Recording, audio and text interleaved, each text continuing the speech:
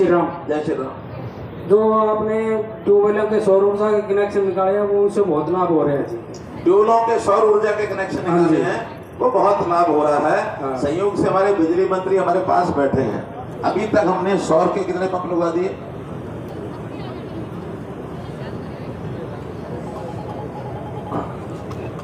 60,000 नए ट्यूबवेल अभी तक हरियाणा में सोलर के लगा दिए हमने। और इसमें भी हमारा राजस्थान में थोड़े ज्यादा हिस्से, राजस्थान के बाद हमारा नंबर है और हम राजस्थान से भी आगे निकलेंगे। हमने इसका भी टारगेट 1 लाख ट्यूबवेल का कर रखा है।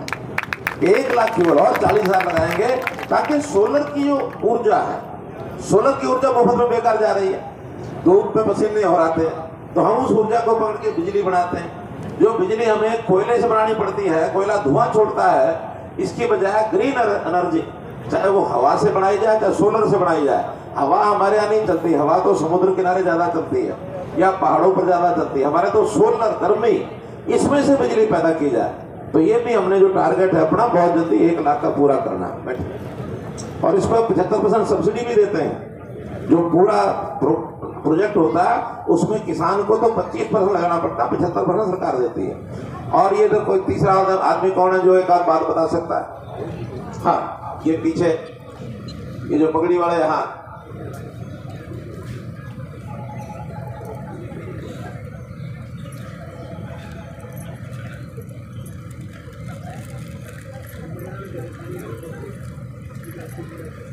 बोलो भाई। नमस्कार जी। जी नमस्कार सर, एक तो आपने जो जनसंवाद प्रोग्राम शुरू किया हुआ है, हाँ, इसके लिए आपको सबसे ज़्यादा बधाई।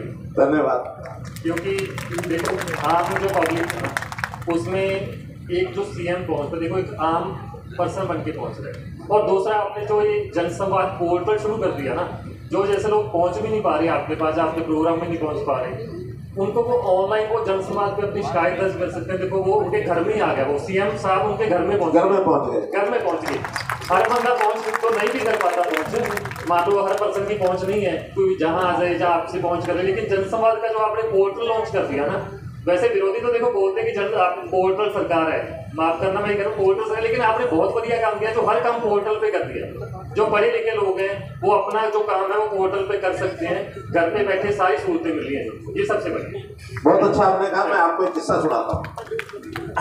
1998 में जब हरियाणा में चौधरी बंसलाल जी की सरकार थी, मेरे पास उसमें पार्टी का काम था, बीजेपी का, तो समझौते में हमारे भी कुछ मंत्री थे, उनके भी थे, सरकार चल रही थी। मैंने एक दिन वहां कह दिया कि देखो ये इतने सारे आदमी अपनी एप्लीकेशन लेकर के और दिल्ली में घूमते रहते हैं।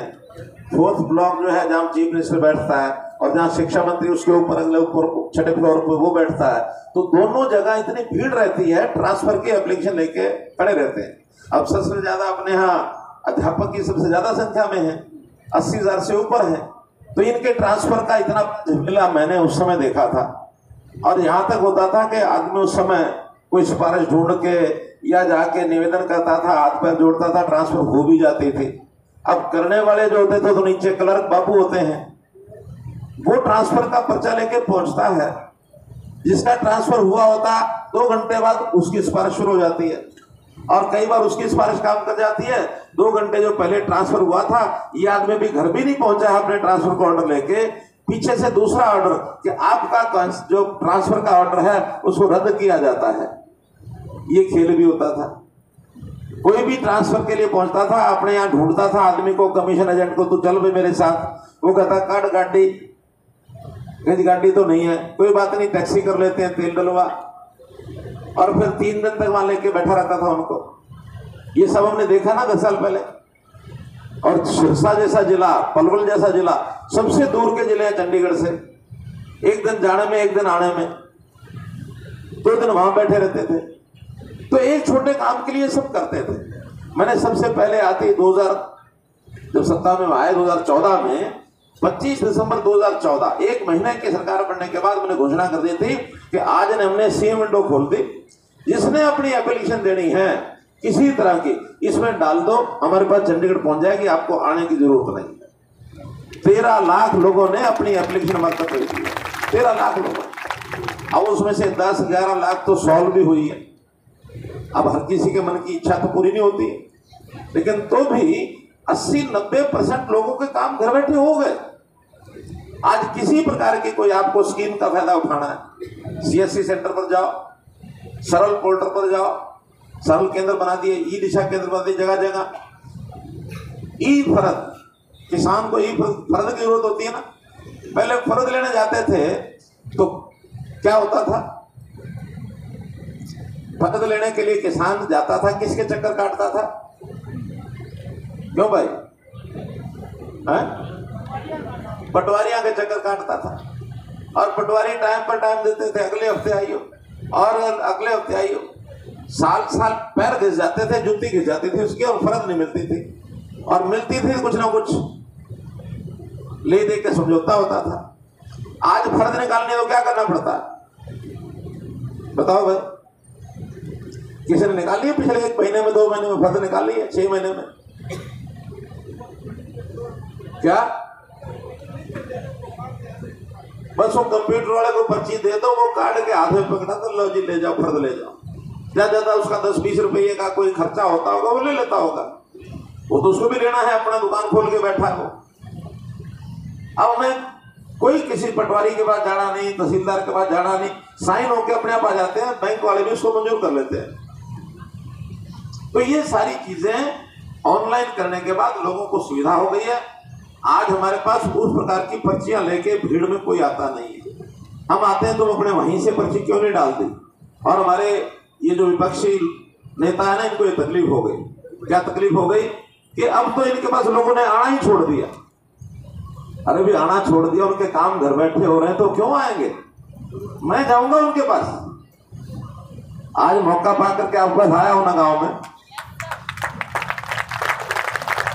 ये मेरा कार्यक्रम 90 दिन का लगातार चलने वाला प्रोग्राम है, एक गांव में जाने का। और उनकी आज भी दुख तकलीफें ऐसा नहीं कि नहीं होंगी, होंगी। ये तो जीवन के साथ चलने वाला मामला। किसी की कोई शिकायत, किसी की थाने की, किसी की कहीं डीसी ऑफिस में, किसी। और सबसे ज्यादा तकलीफें आज है जमीनों की, जमीन के बंटवारे, जमीन का कहीं कब्जा हो गया, बेचने में एक जमीन थी, उस आदमी ने 2 आदमियों को बेच दी। अब ये सारे झमेले भी हम बहुत जल्दी दूर करने वाले हैं। जहां एक्ट बनाना पड़ेगा एक्ट बनाएंगे, जहां कोई ऑनलाइन सिस्टम करने पड़ेंगे वो करेंगे। फसलों के लिए हमने कह दिया कि अपनी फसल बोते ही आप मेरी फसल मेरा बोरा में चढ़ा दो, चढ़ा देते हैं ना। फिर बाद में उसकी बिक्री में कोई दिक्कत आती नहीं। बिक्री होते ही उसका पैसा खाते में पहुंच जाता है। पहले खाते में पहुंचता था क्या? क्यों भाई? खाते में पहुंचता था क्या? नहीं। आज पहुंचने का क्या फायदा हुआ? कोई एक जना बताए, खाते में सीधा पहुंचने का क्या फायदा है? हाँ बताओ। आरती की गुलामी नहीं है जी। आरती गुलामी नहीं है। नहीं, आरती एक तरफ से। आरती की, हाँ जी, आरती में गुलामी होती थी पहले। हाँ जी। फसल मारी, पैसा उसके पास, हाँ जी। और वो फिर जो हमें जरूरत होती फिर क्या करता था वो? उनको बांट के देते थे पैसे। बांट के देते भी नहीं थे, पहले पूछते थे क्या करोगा? हम कहते हाँ बेटी का ब्याह करना है। वो कहते बेटी के ब्याह में हलवाई करना ना, मेरा हलवाई बैठा जाओ उससे ले आओ, तो उसको जाके खाना बना देगा। टेंट करना कि जो मेरा वो टेंट वाला है उससे जाके टेंट ले आओ। हमने लत्ते कपड़े लेने हैं कि भैया बजाजी वाला मेरा बैठा, उससे जाके वो ले आओ। पैसे वो उनको देता था। किसान के हाथ में पैसा नहीं लगता था। और आज जब वो फसल बेच के आता है तो जैसे बेचता है 7वें दिन 3 दिन जरूरी टाइम होता है उसका, कड़क एक बटन से 1 लाख 2 लाख 5 लाख खाते में पहुंच जाता है। फिर मनमर्जी से अपना खर्चे करते हो। तो मैं तो केवल इसलिए गिना रहा हूं कि हमने जितने काम किए आपको ध्यान में रहने चाहिए ताकि हम कहीं बता सकें। अब विषय आपकी बात सुनने का, तो बात सुनने के लिए आपने जो बच्चियां